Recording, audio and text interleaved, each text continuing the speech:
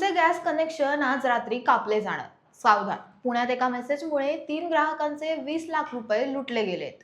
हा नवीन APK scam काय आहे?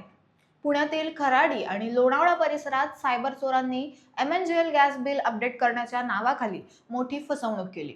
एका 72 वर्षीय सॉफ्टवेअर प्रोफेशनल महिला बिल अपडेट झाले नाही, संपर्क करा असा मेसेज आला. त्यांनी दिलेल्या नंबरवर कॉल केल्यावर फसवणूक करणाऱ्याने त्यांना एक एपीके फाईल डाउनलोड करायला लावली. फक्त 7 रुपये ट्रान्सफर करण्याच्या बहाण्याने त्या महिलेच्या मुदत ठेवी मोडून तब्बल 11.95 लाख रुपये लंपास करण्यात आले.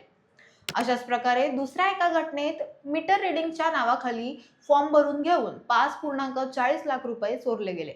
सायबर चोर तुम्हाला एपीके फाईल पाठवतात, जी डाउनलोड करताच तुमच्या फोनचा ताबा त्यांच्याकडे जातो. तुमच्या बँक खात्यातून पैसे गायब होऊ शकतात.